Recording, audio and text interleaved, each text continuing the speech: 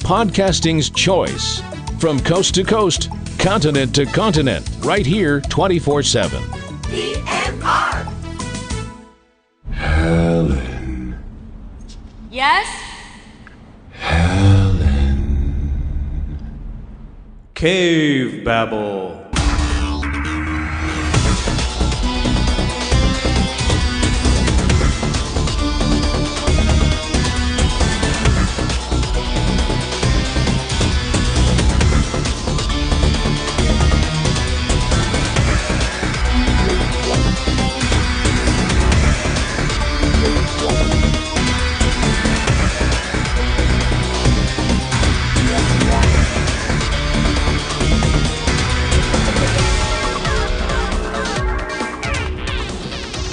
Hello and welcome to Cavebabble episode 266. This week's episode, Candyman. Candyman. Cause the Candyman can, cause he makes a lot of love, makes the world go around. Wait, makes the world taste good. If you guessed 15 seconds, that's exactly how long it took for her to bring that up. I knew it was coming sometime. I just wasn't sure when. Well, I had to get it out of the way right away. This episode is brought to you by Urban Legends. That's right. Cool. We all have them. Hi, everyone. This is Eric. And this is Valerie. Welcome to our podcast. Do you know what happens if you say my name 5 times fast? Actually, it doesn't matter how fast you say it. They didn't say fast. Yeah. You might hear me by the time I say it the 5th time. Yeah, right. Exactly. I went right on. I skipped right over that. That was pretty funny. See, because you didn't hear me. If you look into a mirror and you say my name 5 times, I suddenly appear behind you and I give you a bagel with cream cheese.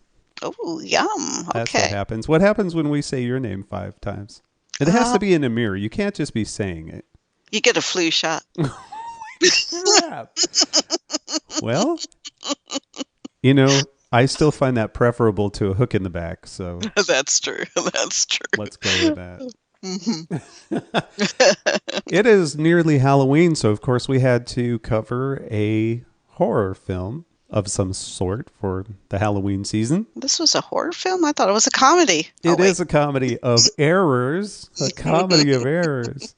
Well, we'll talk about that. Let's talk about that. Okay, first of all, I'll say right up front that those of you who love this film, we are late to the game. Mm-hmm. I mean, I've known about it forever, but I have never seen Candyman. Oh, and right off the bat, I'm glad we watched it. Yeah, tipping our hand, tipping our hat. Holding out our hand, yes, cash donations are welcome. It's going to be one of those shows. I'm so sorry, everybody. I'm going to apologize up front. Tipping our hand, we liked this one. Yes, so right off the bat, we'll tell you that. Right off the bat, we'll tell you that. The Candyman can. Let's go. Let's go. Here we go. What are we talking about? Well, you just heard us say it. We're talking about 1992's Candyman. What's behind the mystery? I'm sick. What's behind the legend? Listen, he's under the bed! And most terrifying of all, Come with me. what's behind the mirror? He's here. Candyman. You don't have to believe. Just beware. Directed by Bernard Rose. You know, what is really cool about Bernard Rose? What is really cool about Bernard Rose? Is he began his career of filmmaking at the age of 9 doing some Super 8 films, and he won a competition in 1975, which kind of launched him a little bit on BBC. And what I have to say here is our grandson has him beat. That's right. Our grandson's not even 4 yet, and he's already making films. So his latest one was a heavy drama in the backyard. Oh, that's not his latest one. You didn't see the one he just did last night of he was doing the day in the life of stir fry in the kitchen. The day in the life of stir fry. In the kitchen, yeah. Yeah, he caught, a little bit of all the action, including the family dog. Oh, he got a little bit of everything. Yeah, and this time he even framed each of the subjects, and for a few seconds anyways. Before wildly gyrating all over the place. Hey, he's starting. He's starting. The fact that he could even turn it on and manipulate it and pick the exact type of settings that he wants is amazing to me. Anyways, it's usually a good shot of the dog's half of the dog at a Dutch angle, followed by several shots of the floor in succession, and then maybe a jiggly ceiling. See, so he's perfect for the Blair Witch Project. Right, until he turns it around and points it at himself, and then it stays in frame because he loves seeing himself. He does the ultimate shaky cam. Yeah. But this director also, did you know that he worked for Jim Henson on the last season of The Muppet Show? No, I He didn't worked know as that. a gopher in the Puppet Workshop, and he also worked for Jim Henson on The Dark Crystal that we just covered. Way. Yes. Doing what? It doesn't flesh out what he did for The Dark Crystal. So, yeah. Way to go, Bernard. Yeah. I know him from, I guess, let's see, Immortal Beloved he directed. I remember that one. And Paper House. Do you remember Paper House? That was a late 80s movie. I do not. It's like a psychological drama. It's like a girl. She visits a paper world, like a fantasy paper made out of paper. So she visits like this sick kid in it. It's a way for her to escape into this fantasy world. And I actually remember that one being pretty good. But obviously it's been a long time, so I don't remember much about it. Yeah, I don't.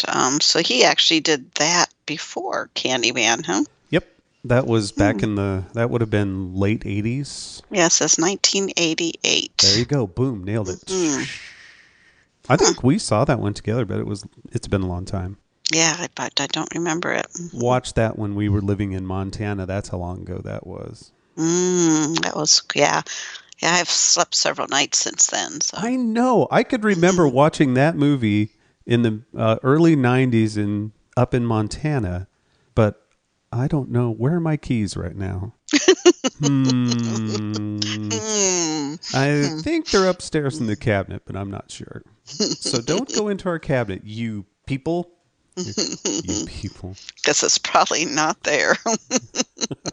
Candyman. What is this one about? It's Halloween time. He gives you candy. The Candyman, a murderous soul with a hook for a hand, is accidentally summoned to reality by a skeptic grad student researching the monster's myth. Yep. That's what it's about. Then he kills people. And then he kills you. And how in the world did you come up with the title Candyman? This movie has nothing to do with candy. Except for one short little, maybe 15-second clip. Yeah, but they explained it, didn't they? They said something about calling. Yeah, they said there's a known fact that the Candyman killer in real life, who is different from the fictional Candyman, was a serial killer in the Houston, Texas area who raped and murdered numerous boys from 1970 to 1973. He would lure children into his home using candy from his family's factory. Hence, the media dubbed him the Candyman. Creepy. Thanks for sharing that real life fact. Gross, man. No, Yeah, that's fine. His name was Dean Carrill, and he had two teenage accomplices who actually helped him lure the young boys into the... Oh my God, sick bastards. Yeah, very sick. And that was in the 1970s, so see, it wasn't just now. It was happening back then, too. I do remember, I'll have to clip it out somewhere, because they mentioned something about why it was candy. Within the movie itself, Yeah, so you'll within have the to movie interject what the movie's rationale was. Computer, what was that rationale? You must be thinking of the second movie. During a flashback scene of honey being put on Candyman, a boy comes up with a name and gets everyone to chant it. Thank you for letting us know. No problem. I live to serve. All right, let's go through stars. Oh boy. First off, we have Virginia Madsen as Helen Lyle. Oh, Virginia. Yeah, poor Virginia. Poor Virginia. Or Helen, I mean, not Virginia. Helen. Yeah, Virginia's probably just fine. Helen. She is just fine. She's not dead. Helen. Helen. I'm going to start doing that with an echoey voice. As a matter of fact, I'll put it in right here. Valerie. Valerie. Yeah, that's not creepy at all. Do you believe in me? Do you believe in magic? Valerie, it was always you. It's always you. Anyway, wow. This was a revelation for me. She is good in this movie. Yeah, she's very good. This is not just your usual B slasher movie, if only for her performance. I thought she was great. Yeah, she stayed in character very well. Yeah, she really did. I mean, she made stupid decisions, but she was... But, between her and her roommate, not a roommate, well, I guess they roomies too? No, they weren't. They weren't She was roomies. living on her own. She was living with her husband. That's usually how it works. Yeah, college, they were working on the same thesis. Right, they're both fellow grad students working on the same thesis, right. I thought she did a great job. I guess that's all I have to say. Dun, dun, dun. She came a long way from introducing Dune in 1984. I hate to be so shallow, but I've always found her, she's a gorgeous woman, and she still is today. So there you go. There you go. She looks like she could be Gillian Anderson's sister, especially in this movie. Shall we move on? This is easy. At least she's blonde. We're just blowing through this. At least she's blonde. Yeah, we had to talk about how you were attracted to brunettes the last time. God. At least this one's blonde. We didn't do that on the show, though. Yeah, we did. We did? That was on the show that I did that? I thought so. Yeah, correct me if I'm wrong, listeners, but didn't we talk about how Eric my prefers God. brunettes on the last? Yeah. Oh, no. But Virginia's actually a blonde this time, or at least in her photo. Her photo. Right, in her Eric's photo. blonde. In a long list of dumb things I've done and said, that was just one of them. It's just, we all do one. that. Just We one. all do that, don't we? Yeah, right. You prefer your men with hair, Okay, moving on. Tony Todd as the Candyman, or Daniel Robitaille. That's who he was in quote-unquote real life. His character's name before he was soon dead, gonna bite it. Soon dead, gonna bite it, before they whacked off his hand and covered him with honey and let bees all over him.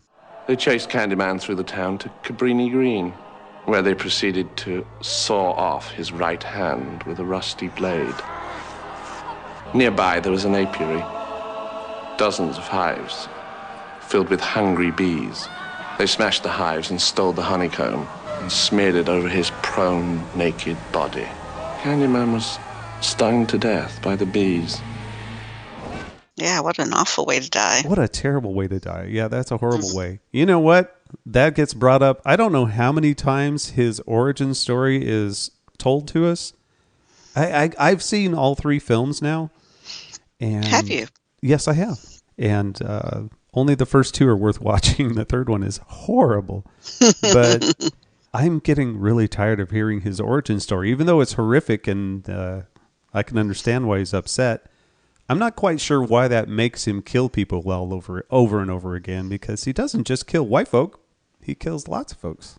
Yeah. I haven't quite clued into how that turned him into a serial killer when he, the whole thing started out with him actually being a kind, compassionate, man who fell in love with the wrong person. He's a great painter, too.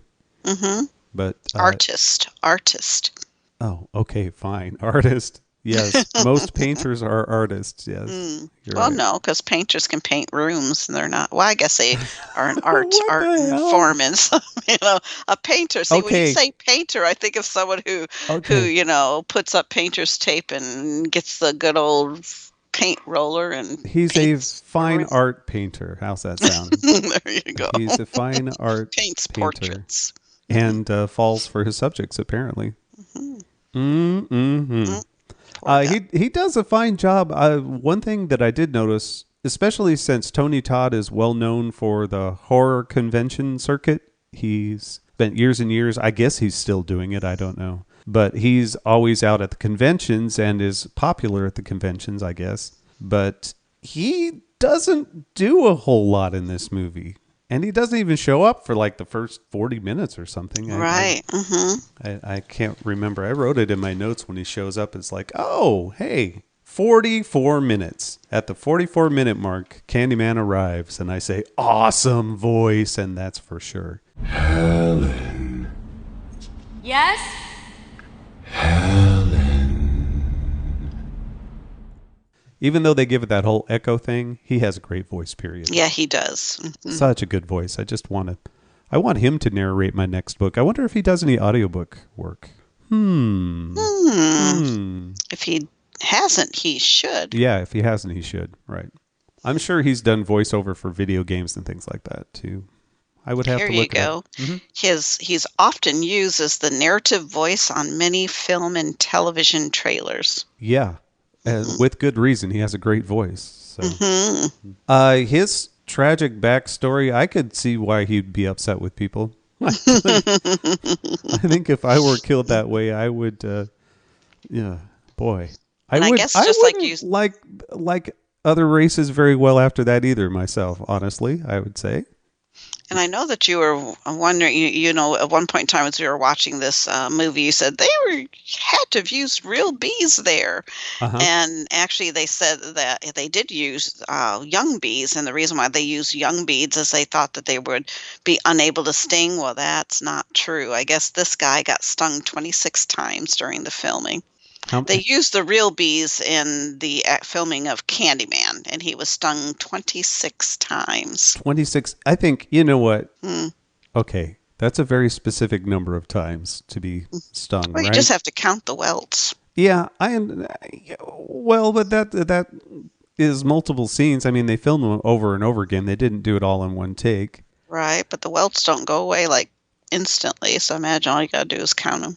I'm just thinking that is one of those specific numbers that Tony Todd, he just says, okay, 26 or 23 or whatever it was is the number, and that's what he uses at all the conventions. How many times were you stung? Oh, 26 times. See, there you go. It was exactly 26. Yep. Little more than 2 dozen. Yeah. Right. But who's counting? Really, who's counting? But they were young bees. They were. Yeah. They weren't supposed to sting them, but they did. Some of them obviously matured during the filming of this. They didn't want to sting him, but they were young. They needed the work. All right, moving on. Next, Xander Berkeley as Trevor Lyle. Asshole. I'm sorry. Boyfriend, asshole. Infidelity? Can you say infidelity? He was such a jerk. But he did your typical. This is why Title IX came about. Yeah. Yeah. He's the whole reason we now have Title IX at colleges. That's right. Mm-hmm. All because of him. And she knew it too. She knew he was he was into her. Yeah. Into Stacy. That was her name. Yeah. Stacy. His student, professor. Played by Carolyn Lowry, by the way. That's the only mention of her I will make. Because I didn't like her character so much, I will blame the actress for it. She played both these people played their characters well because both of us ended up disliking them very much. You know what made it easier for me to handle him? I mean, he was acting like he was supportive, right? If we went by what he actually did in the film up until, of course, he was in the apartment repainting with his new woman. Yeah, he was trying to be, he seemed to be supportive of Helen. Mm-hmm. She had, face it, if we were in that same situation, I would have assumed that you killed a bunch of people. Oh, yeah. Mm-hmm. Right? I'm sorry, babe, but I would have. Yeah. That doesn't mean, and I would hope that I would stick by your side like he did. I mean, she was in that psych ward for like a month or more. That's not very long, really. In the scheme of things. Mm-hmm. And he moved on then. So then he was quickly. Well, because he had already moved on. But even though while he was, let's say, supporting 2 women, or not supporting, but emotionally supporting 2 women. There we go. Yeah, right. Mm-hmm.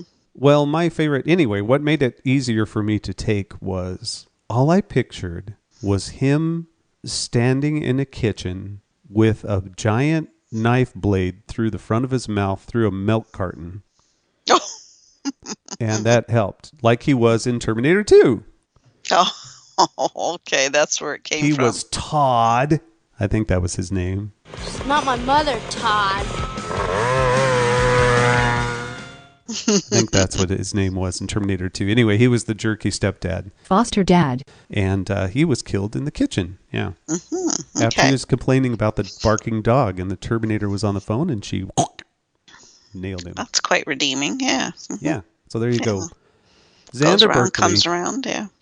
I think he's best known for those kind of roles where he's a jerk. He's not always a jerk. I've seen him in things where he's not a jerk, and he's just fine. But okay. But he tends to play a jerk. That's right. Okay, moving on. Casey or Cassie Lemons, Bernadette Bernie Walsh is who she played, and that was the fellow student and her friend. Did you know that she was killed right in front of her? Yes, I did. She was born February 24th in St. Louis, Missouri. St. Louis, Missouri? Mm-hmm. That really chaps my hide. No, that chaps and she my is hide. best known for Silence of the Lambs. Oh, you know what? I haven't seen Silence of the Lambs for ages. Yeah, for quite a while. Mm-hmm. It's been a very, very long time. That movie really got to me. I've talked about that a bunch of times. I won't talk about it anymore. So she was in that one, huh? Yeah. Mm-hmm. I don't remember because it's been long enough. Yeah. Such a cultural touchstone, yet it's been ages. She did that before Candyman. Oh, did she? Mm-hmm. I think she was just fine. I mean, both of them I thought were she fine. did a good.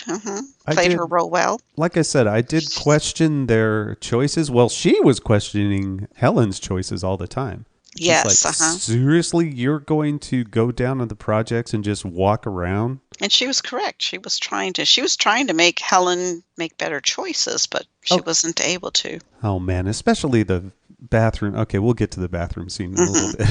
Anyway, let's move on. She was fine. There you go. I'm going to say that a lot for these people, including the next one. Vanessa Williams plays Anne Marie McCoy. She is the baby mama in the projects and the owner of a soon dead gonna bite it dog. Oh, I know. Oh. She was great. I thought she was good too. A lot of emotion. It wasn't just angry acting. She conveyed emotion quite well. Mm-hmm. Yes. Yeah.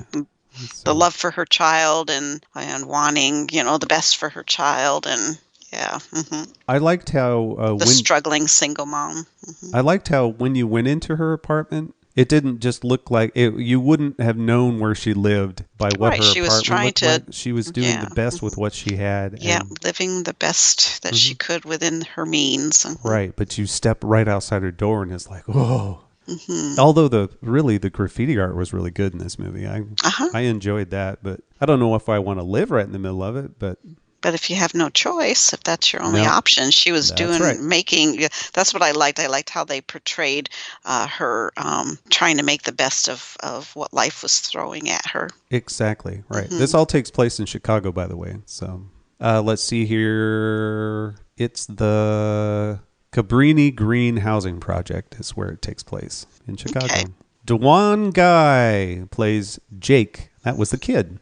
He's not a kid anymore. Oh, he's all grown up. He's all grown up now. That poor kid, all I thought through the whole film was, oh man, the things that kid has seen. Yes.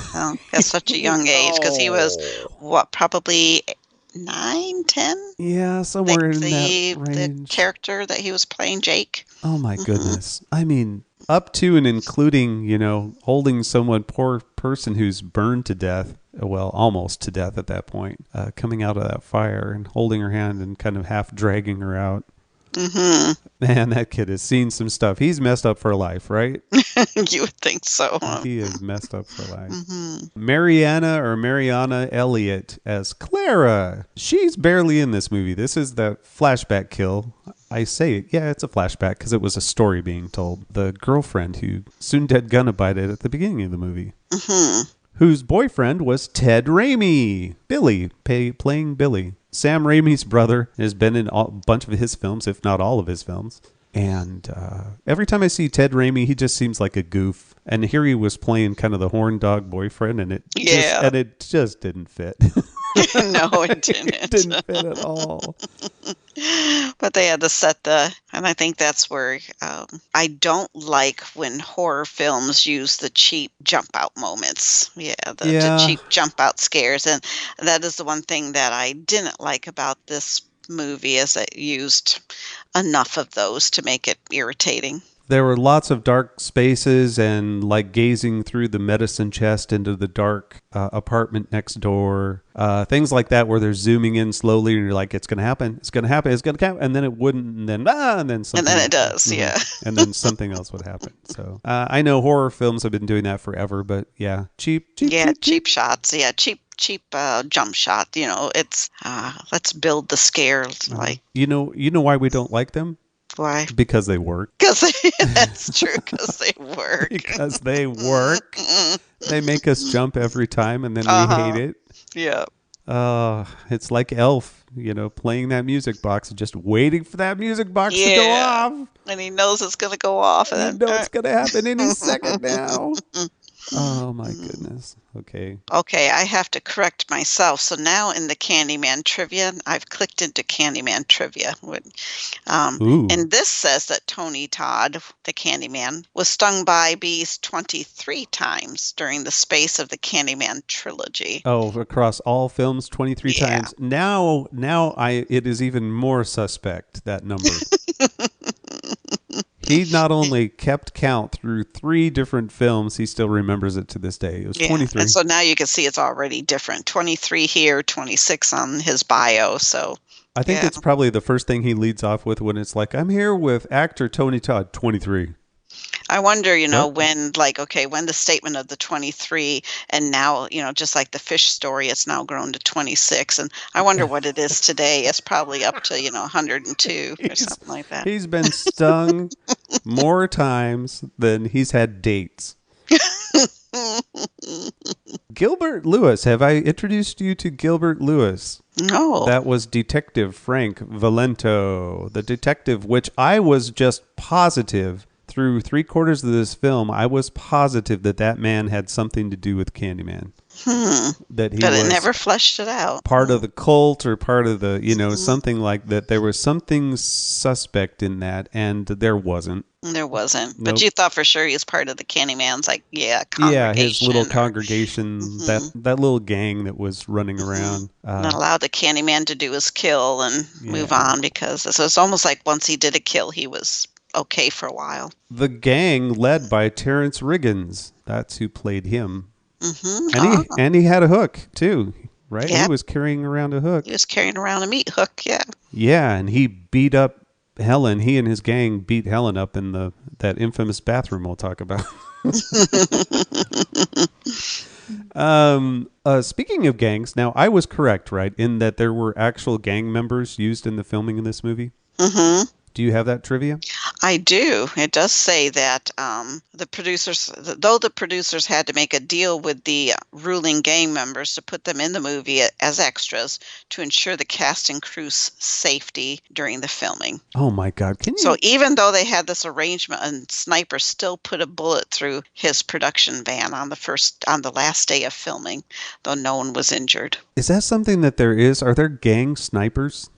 I guess so. Gang sniper, yeah. Mm-hmm. Wow, that gives me a whole new perspective on gang violence. That's truly terrifying. If they're it is. Gang snipers, I guess protecting their territory. If you come into their territory, hey, I'm not. That's one thing. When you live that roughly, you do absolutely everything you can to get a group of people around to help protect you. Yeah, very much so. I tell you what, if I was born and raised that way, I am not saying that I would not be part of a gang. It's survival. Yes.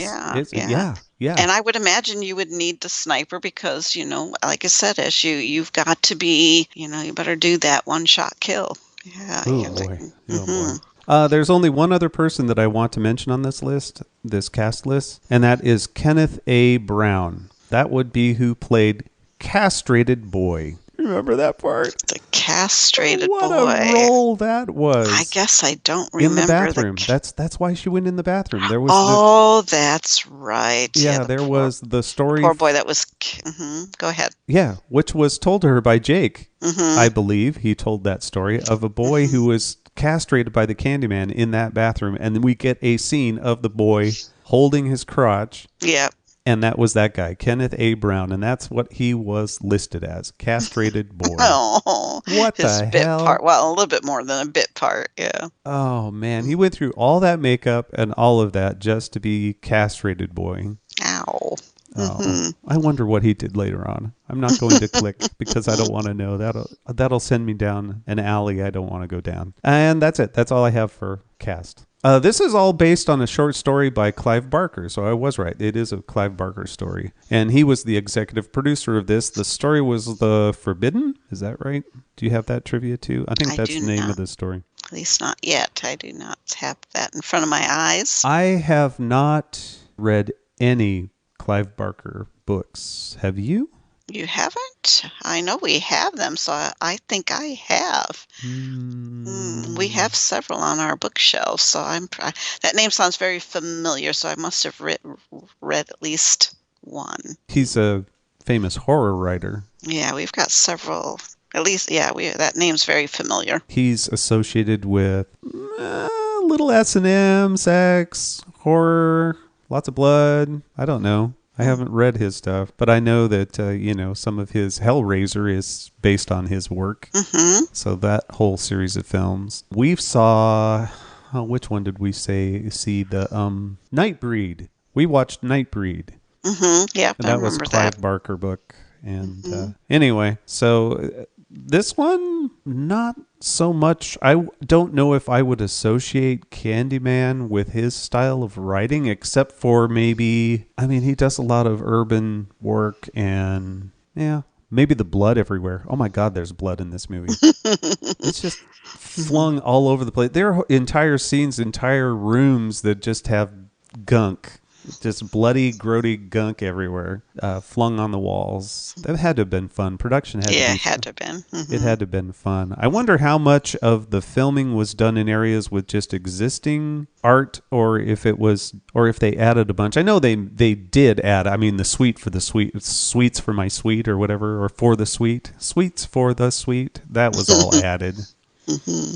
Did you know? Nope. That this movie is included among the 1,001 movies you must see before you die? As requested by whom?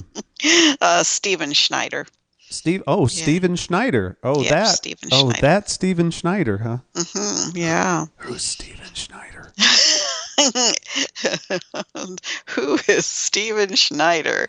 He is a former film critic and scholar with an MA degree in philosophy from Harvard University and the University of London. Oh, there you go. Steven Schneider. Okay, yeah. I know. No, He has authored and edited numerous books on world cinema. Oops. Okay.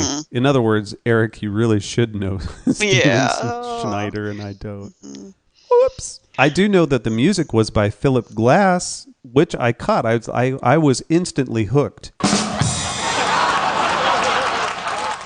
You didn't even notice your own joke, did you? At the beginning, that opening theme is good. I like it.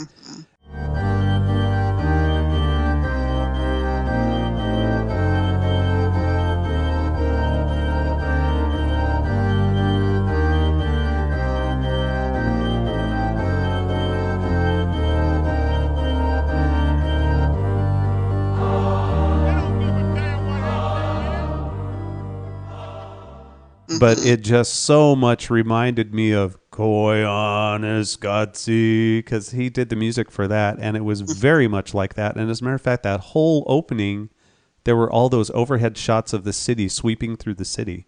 And it looked straight out of Koyaanisqatsi.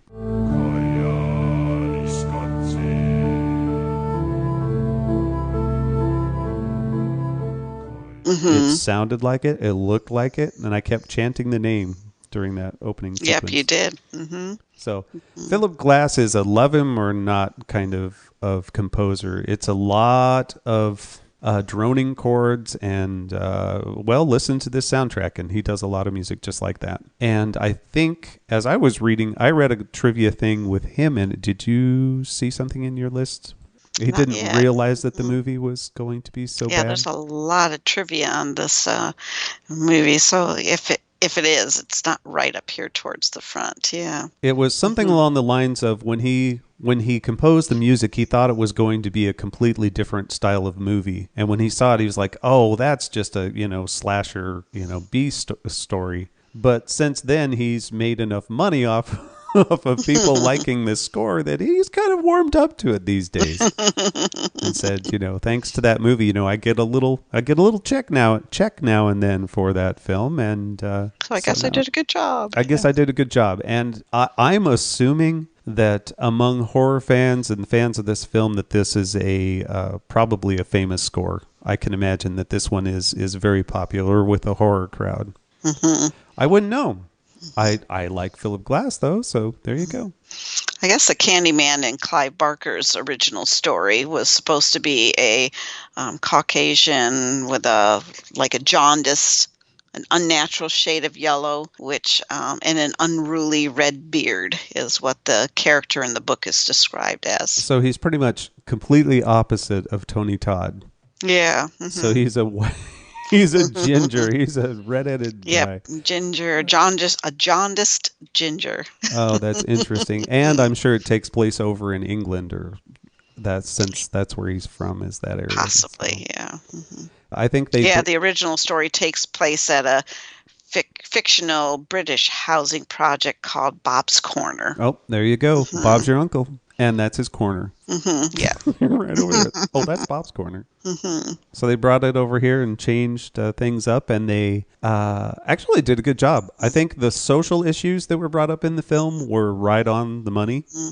Well, part of, like you said, when we were right off the bat, you see this huge pile of trash setting up a bonfire, and they really had a hard time in Chicago, Illinois, trying to, I don't even think they said, they might have said what the bonfire was going to be for. I think they kind of brushed over that quickly. She said, "Oh, you're preparing for a bonfire," and then on it goes.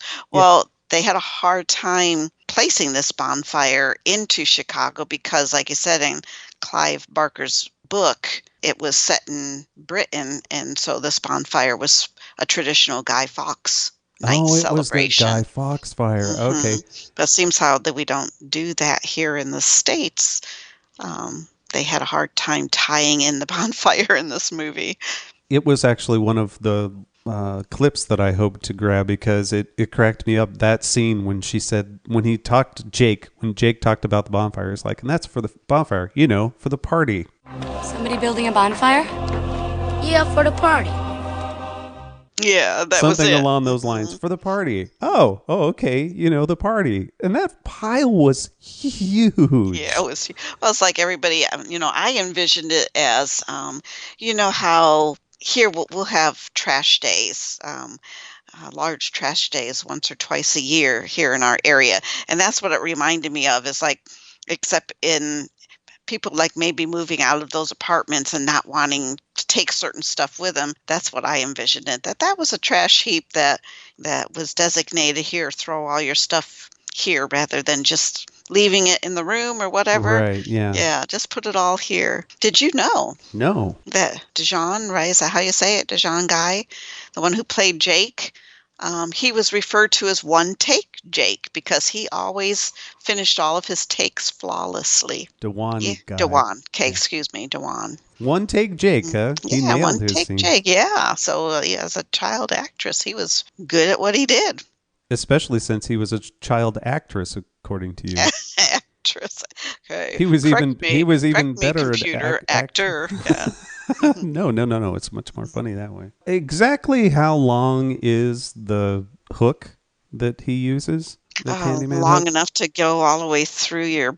Well, it doesn't go all the way through you. Yeah? It just rips you from stem to stern. No, when he shoves it through the back, it almost always punches way out the front. And, oh my gosh, and in that flashback scene where, that sexy Ted Raimi was hitting on that girl, when she dies up above his head, it comes through the ceiling Yeah.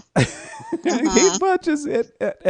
I don't think you see the hook, but that is a violent kill. If you can kill somebody by punching through them and it immediately comes through the ceiling down below. I'm glad they didn't show us what was going on upstairs because that was pretty bad.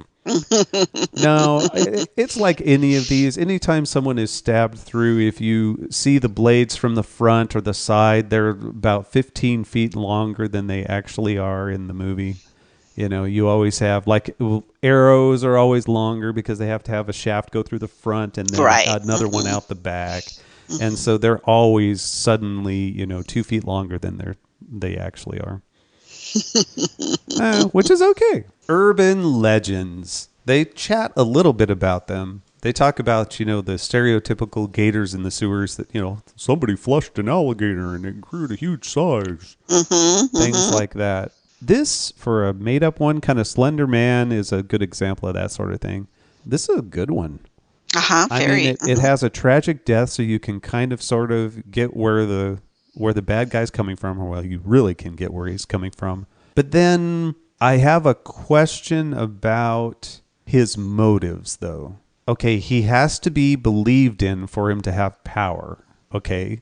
This is what he said. He has to have followers or believers so that he continues to have power. But why? Well, we know in the case of Helen, it was you were always the one. So she becomes kind of the next Candyman type of thing. She continues the legend with her. And it's her face at the end. I'm not sure. I should read the trivia. I really should. To tell me what I'm supposed to think at the end of this movie. But the whole idea is for him to have the women become a willing sacrifice. Right. And her whole point is she had to come to him willingly, right? And so that helps him. That helps his power how? In other words, I'm pretty sure that people will believe in you if you kill a bunch of people. Well, maybe it doesn't necessarily help his power, but maybe that's just maybe he's not allowed to fully manifest himself until they give. Because once they fully give of themselves, I imagine that means now he's fully manifested in their mind. And so now he can physically harm them. And is a medicine chest required or just... Well, actually, the medicine chest is, the trivia behind that is as they were researching, they actually, that is not a made-up piece of information. Whilst researching for this film, Rose learned that a series of murders had been committed in Chicago in that very way, where the point of entry was made through the medicine cabinet. Through a shared wall with medicine cabinets. Yep. What kind of terrible building is that? Yeah, well, I would hope that they don't have that design anymore. In fact, I'll have Courtney look through her medicine cabinet. No, no. Hers I know is not because their apartments are divided from one another. So now I don't know if I have told my medicine chest story on the podcast before. But what is your medicine chest story? Here's my story. We had a medicine chest. I believe it was back home. I don't think it was at Grandma and Grandpa's place. I think it was ours back home, where I was born and raised. And it was this old chest, and it had, in the back of the medicine chest, it had a slot for you to stick your razor blades, your old razor blades. And that's what it was for the disposal of your old razor blades. Okay. But when you put them back in there, I didn't see any way for you to open anything and get them out again. And so in my mind as a kid, I was thinking... the wall is filled with razor blades and old gross stuff, that people have stuck in there. And I stuck, blades in there because I thought it was cool for them to disappear. But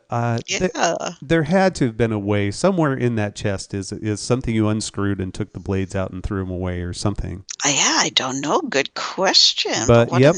Hazardous materials nightmare. Yeah. Yep. Yeah. Our medicine chest had a slot for old razor blades. You stick them in there. Now they don't have those anymore. Yeah. Yeah, really. You don't buy razor blades like that. I mean, razors like that. I mean, I don't know anybody who does. Someone I think does, a lot of people are going. Some people are going back to the reusable. Well, not reusable, but the not actually non-disposable switchable razors. blades. Well, There I know you a go. lot of them are doing straight razors and things like that. But Mm-hmm. the switching blades within a razor, that was just a crazy idea. That's a good way Well, to now slice yourself. now I think you might have the reusable handle, but you still will replace the entire blade head, Oh, right? right. Do the whole head. Mhm. Yeah. Anyway, it was just an interesting thing that I immediately thought of when I was throughout the medicine chest scenes. Actually, in any sort of movie that has an old medicine chest, I think of that. It's like, is there a slot? Because I kind of look when they open it up. I'm always looking to see if they have that old slot. So interesting, anyway. Did you know that Virginia Madsen almost turned down this role when she knew she was going to have to get up close and personal to bees, because she said you that think? she told Bernie that, well, I can't do the role. I'm allergic to bees, and he said, no, you're not. So she actually had to go and get tested to prove to him that indeed she was, but she was the most allergic to wasps. So his solution was is that he was just going to have the paramedics there. No, don't worry. We'll give you a shot. You'll be just fine. So they brought in a bee wrangler, they call them. Yes. Taught her how to act, so because you're not supposed to act fearful. So they did the whole went through a lot of hoops to be able to safely have her interact with the bees. Please tell me that bee wrangling requires itty bitty horses and ropes. Exactly. Well, what they did is not, no, they don't have, they have little bitty bee vacuums. Oh yeah, see, now I have seen the insect vacuums that they use for those. Yeah. Mm-hmm. Yeah, I'm sure they did. Oh man, during her research, I couldn't help but notice those big ass monitors from 1992 and microfilm. Yay! Oh, this was old school research. Yeah, babe. they had to go through all the school microfilm. research. Mm-hmm. Oh my goodness. You know what I have right behind me? 2 rolls of microfilm that have Newsday magazine, or Newsweek, I should say. Newsweek magazine from the year of my birth, from 1967. That's cool. January through December. I can look at all those articles if I want to. That is cool. Mm-hmm. Yeah. See, look. Mm-hmm. Updating technology at the library has its benefits. If anybody wants that, we'll sell it to you. No, name your price. Yeah. No, we won't. Oh. We won't. Bees. Just make me a bee wrangler, please. Give me a bee wrangler Give you a certification, vacuum. please. A bee vacuum. Just give me a little bee vacuum and a teeny tiny horse, a little hat. I want a little hat and a lasso. I'm good to go. The Philip Glass score, I was kind of wondering about halfway through the movie. I thought, did he do a second song for this movie? Because it all kind of sounded the same every time they played.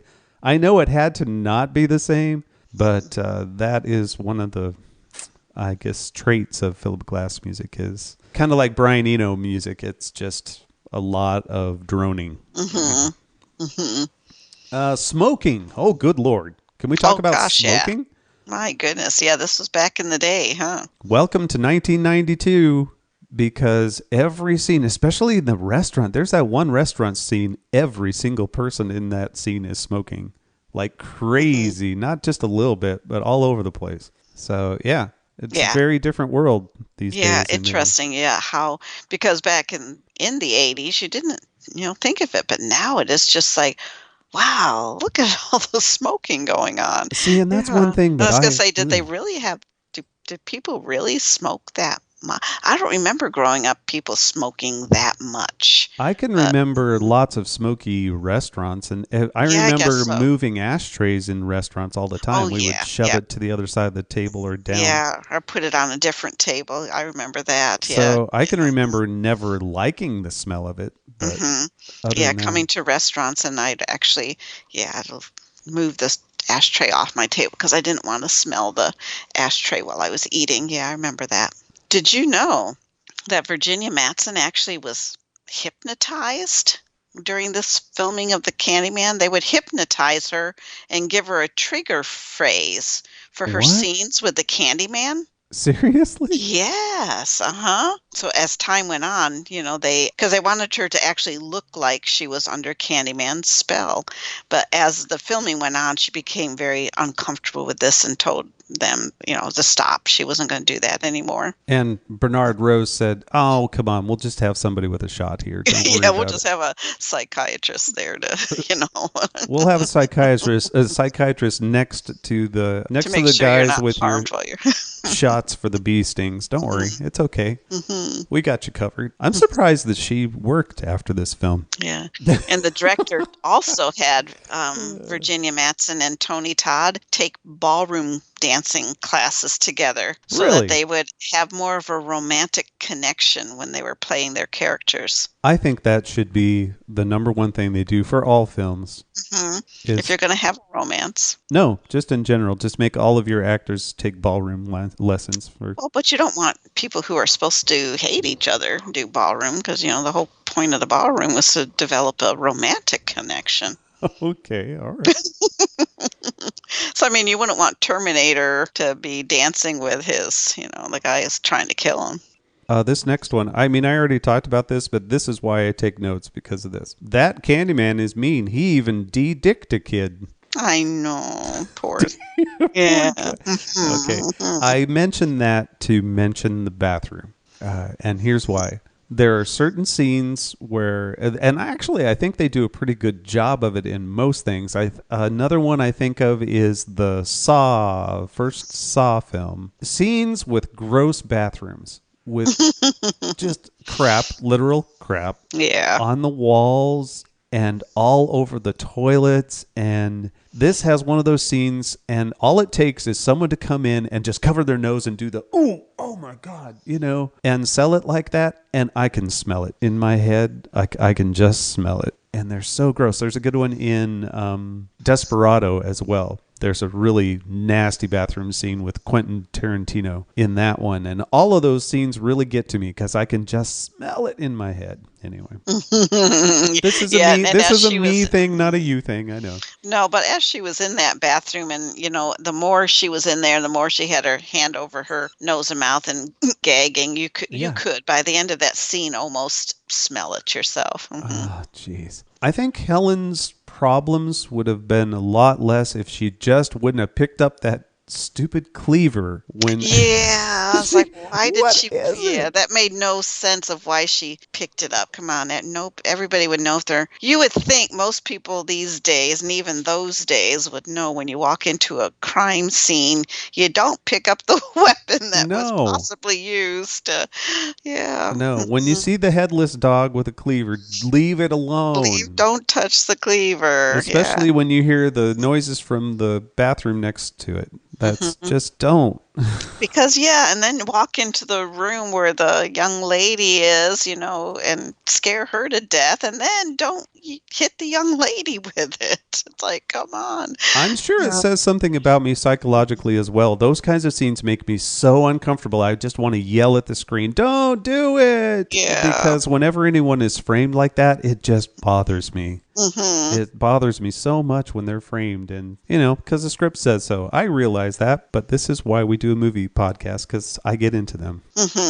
Okay, when she is arrested, right? And she is arrested because she is arrested. He reads her he does the Miranda thing with her. He does the right thing and arrests her there at that.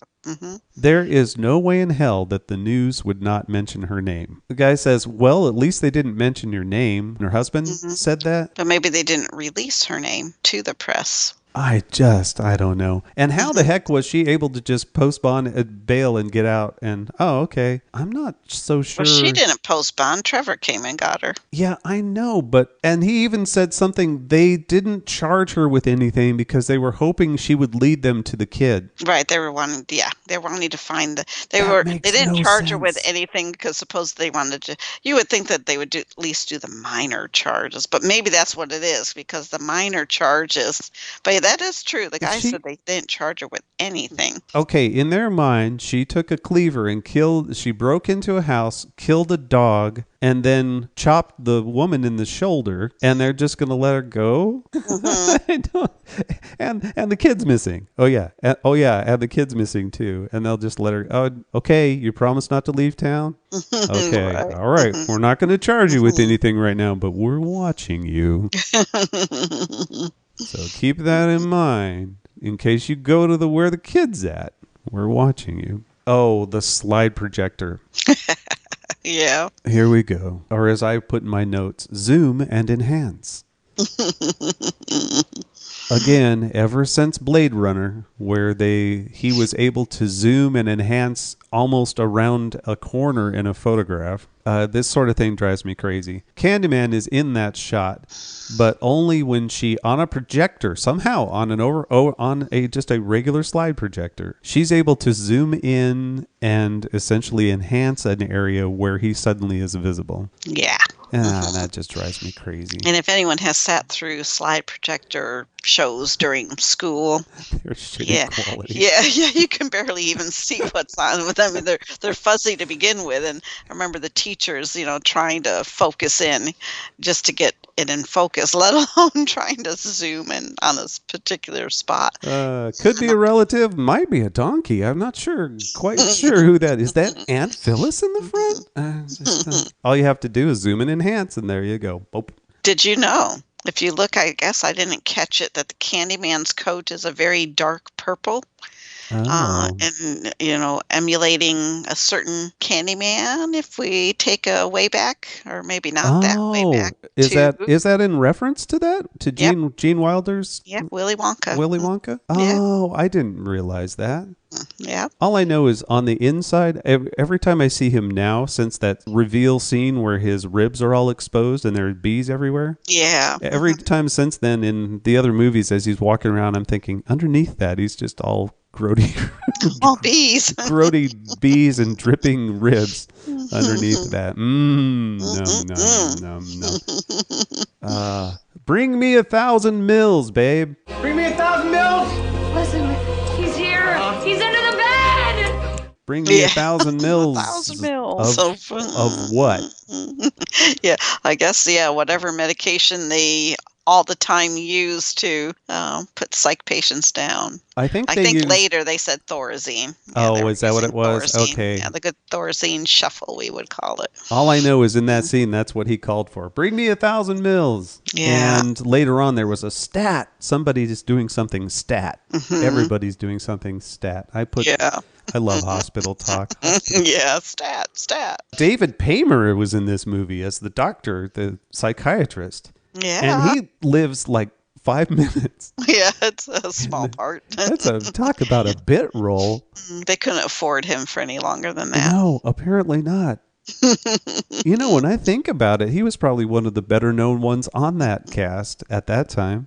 And funny, because you would never, these days, maybe in those days, but these days you would never leave a psychiatrist. I wouldn't think you would leave a psychiatrist alone with a dangerous patient. Yeah. Yeah, I don't know. I don't know a lot about psychiatric care, so apologize for that. Yeah, I don't know. Oh, that whole scene, though, that may have been my favorite kill in it, his death, mostly because at the end of the death, Candyman is like throws himself backwards through the window. It's like he's pulled through it. Mm-hmm, and out. That was a really good scene. It made me wonder if that was an actual practical effect where they yanked somebody through that window. I couldn't tell exactly how they did that. It looked great, though. They did a great job with that. Mm-hmm. Yeah, and it was kind of cool because that opened it up for her to escape that way. It's like he planned it for her to, he just kept setting her up.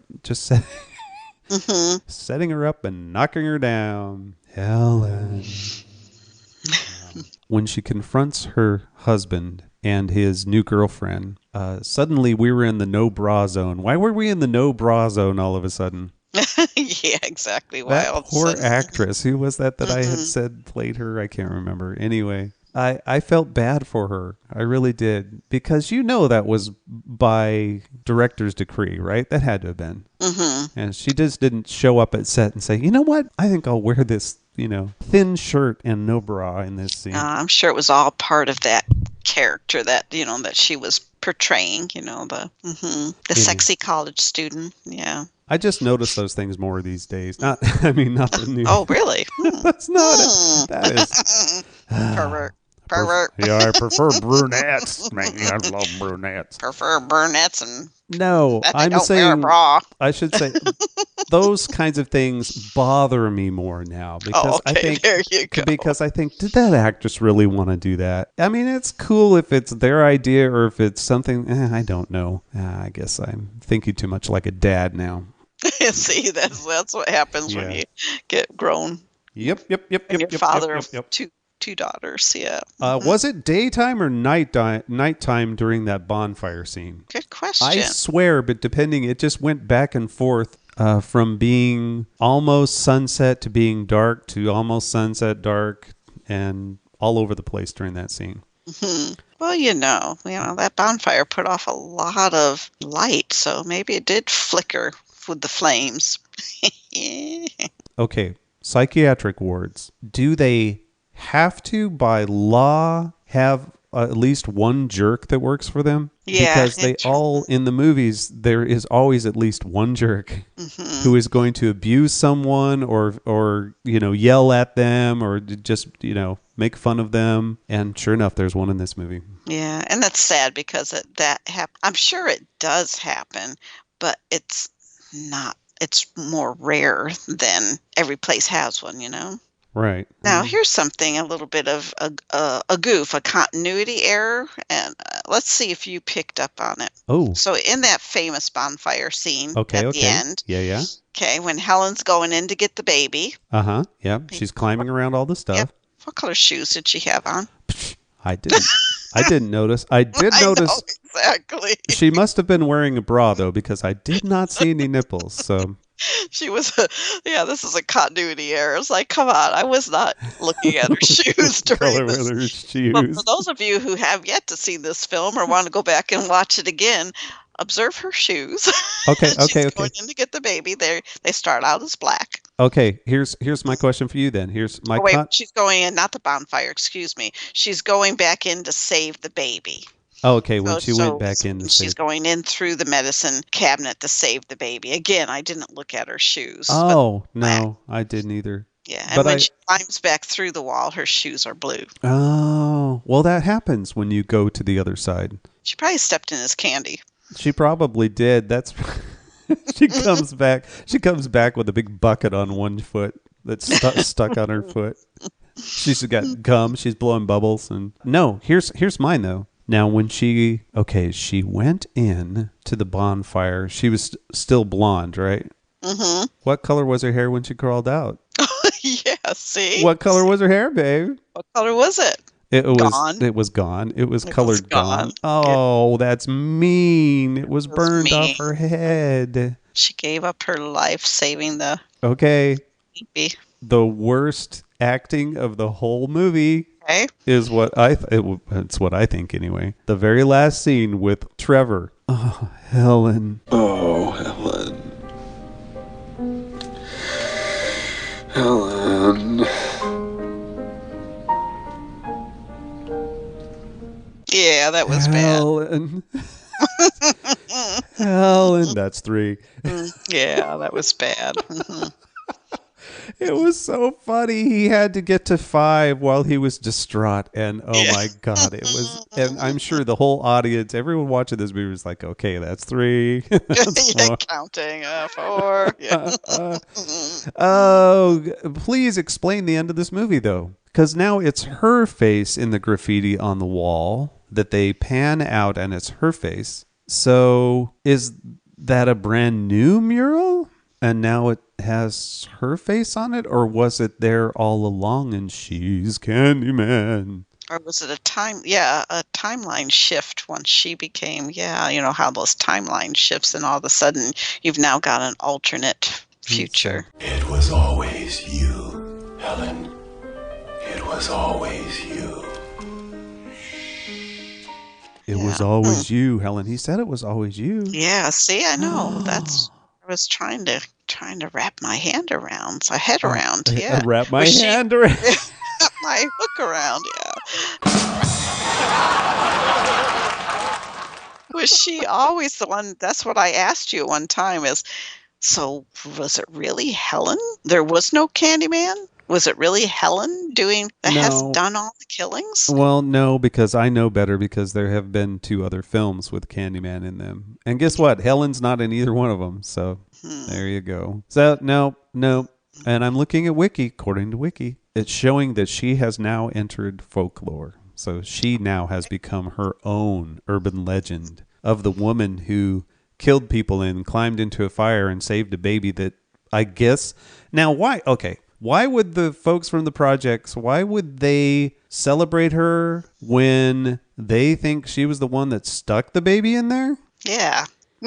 So she stuck the baby in there, started the fire, crawled in and got the baby, and then she died and she's a hero? Oh, now that's interesting because I saw that bonfire scene as, Jake.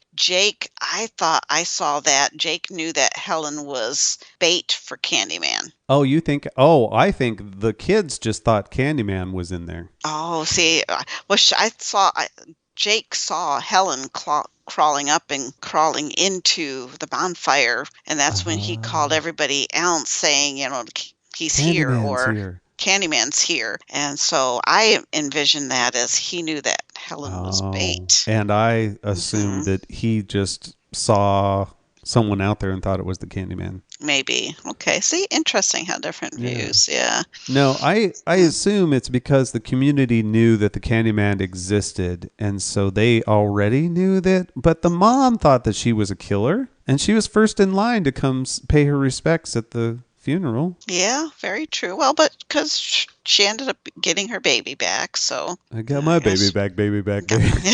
You know I'm gonna put that in. Yeah. So the give me the 1,000 mils. They have a good point in the fact errors because we didn't focus on the fact 1,000 mils. We were of what? Well, 1,000 mils. Pierre is a liter. There you go. So you're not even going to fit that into a syringe anyway. Holy crap. Yeah. I didn't even think about that. Yeah. So it should be 1,000 milligrams or micrograms or, but 1,000 mils would be a liter bag of fluid and that wouldn't even fit in a syringe. So it would be funny if someone brought in a big bag and it just had a needle sticking out of it. Yeah, see, squeeze this in, rapid infuse.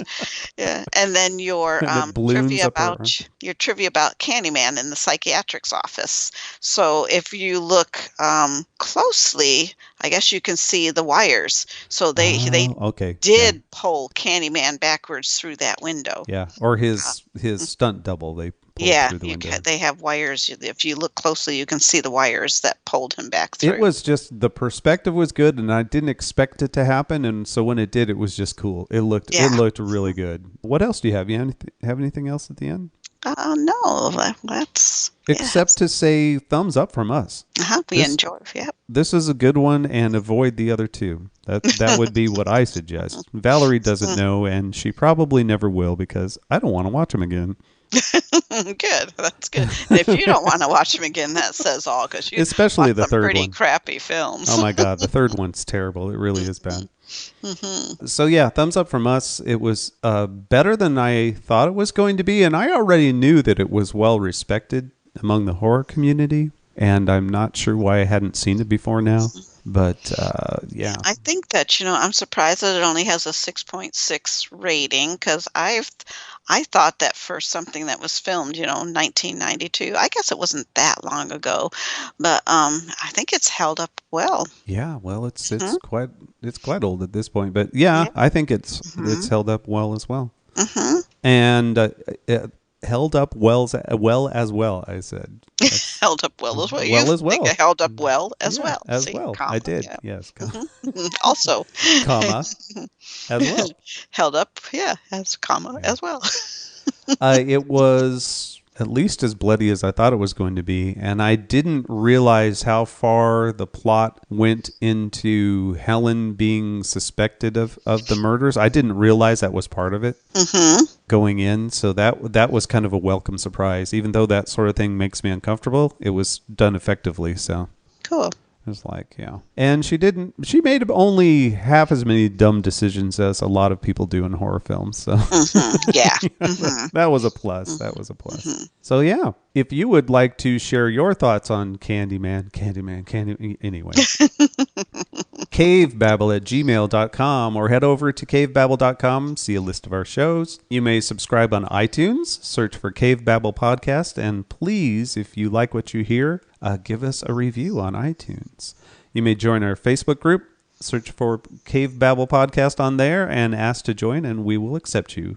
We always do. One thing to keep in mind is there is a Popcorn and Roses Network Patreon page if you would like to be part of that. Patreon.com/PNR Networks. It's something I should be mentioning every show, and I should also mention the Popcorn and Roses Network in general with T.C. Kirkham and Kim Brown over at Subject Cinema and all the other kabillion shows that they do. Oh, yeah, they're wonderful. Yeah, we love being part of their network. And our old buddy Anthony Lamberti. Hi, Anthony. Our old buddy. We've never met him in physical space before. Hey. But he has Aunt B's Comics Grotto, I think is what he calls it. And check out his show as well. And that's about it. Anything else you want to add at the end here? Dun, dun, dun. No. It's always been you, Valerie. I want your candy, man. I want your candy, man. Knowing it is my Halloween. Yeah. God, knowing my luck, it would be all black licorice. Nobody gives full-size candy bars anymore. Nobody does. Actually, I like black licorice. I'm one of the weird ones. I can take it. A little bit, I don't hate it, but it's not anything I crave. Yeah. Good and plenty has never bothered me before. Yeah, good plenty. I can eat a couple of those. Washed down with some good old Schlafly pumpkin ale. That's what I want. What I don't like is all the sour candies. Yeah. We don't like sour stuff? No, I don't like sour candy. Welcome to... It's an oxymoron. Sour candy. Okay, come on. Candy's supposed to be sweet. Tuck in, everyone. It's been just over an hour. It's time for Candy Talk. What's your favorite candy? Candy Talk. What is your favorite? Reese's? And it's not Reese's. Okay. It's Reese, the Reese's Company. Possessive. That's yours. Yeah, probably so. Yeah. And that tends to be the most favorite, I guess, Halloween candy. Me? No, I don't like mine, I would have to say. If I was to grab a candy bar, I tend to go for Snickers because I rationalize that that's a little bit healthy for you. It's really not. The most healthiest candy bar, the one that's lowest in fat, at least used to be, was the Three Musketeer bar. But I Musketeer, really? Oh, but there's nothing in those. It's just a whipped... It's just, whipped fluff. Yeah, but it's the lowest. It used to be known as if you were going to grab a candy bar, grab the Three Musketeer because it was the lowest in fat. But I tend to like a Snicker bar because that tends to satisfy the sugar crave and also seems to give me a little bit of protein to hold me over till dinner time. I think the most healthy candy bar is Bob's Cauliflower Hour candy bar. Yeah, cauliflower. Cauliflower Hour candy is it's the bomb. Really, it's great.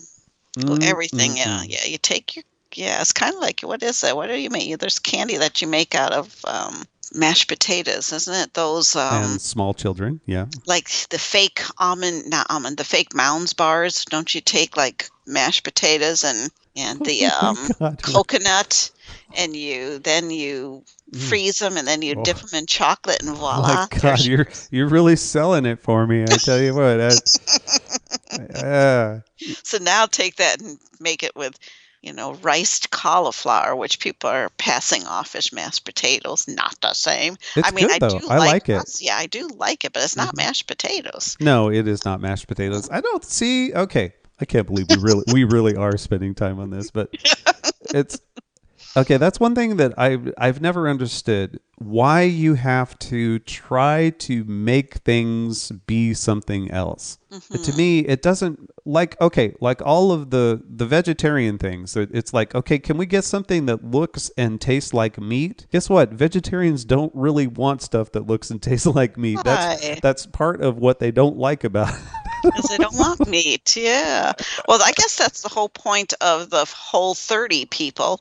The Whole30 tells you not to do that because what they're trying to do is to break your craving and your habits to do. So they don't want you to take, say, zucchini and make zucchini chips because they're wanting to break you of your habit of snacking on potato chips. So Right.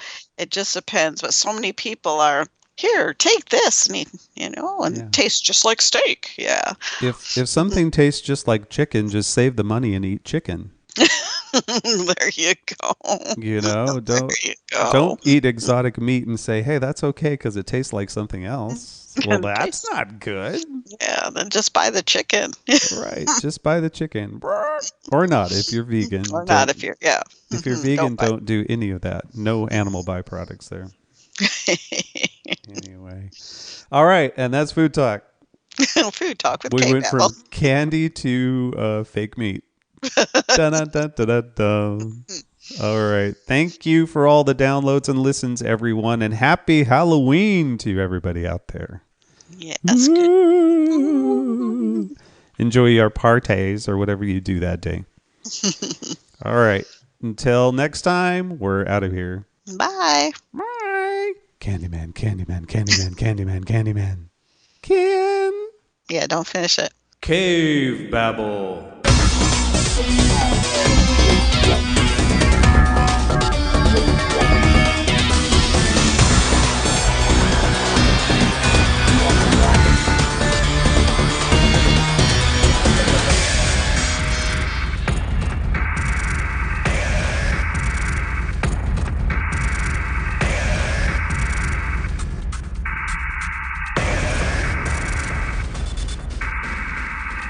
I already did. But I wasn't looking in a mirror, so it doesn't count. Does it? That's true. It doesn't. Yeah. You got to look in the mirror. That's part of it. You can't just chant his name. Can't just. You can't just say their names. You'd get haunted every time you had sex, right? Isn't that how it works? Exactly. See? Yeah. Do people... Okay. We won't get into sex talk, but do people really say each other's names over and over again when they have sex? Good question. For you listeners out there, no, we don't want to know. I know I am always saying my name. Yeah, you chat your name over and over. Oh, Eric, you're doing this so good. Pat yourself on the back. Pat myself on the... If I could reach around and pat myself on the back, I would. Doing a good job. Who's a goodbye. Who's a Goodbye. good boy? Goodbye, Who's a listener. good boy? Who's a Goodbye. good boy? All right, bye. Bye. You're mine now. Podcasting's choice. From coast to coast, continent to continent, right here 24/7.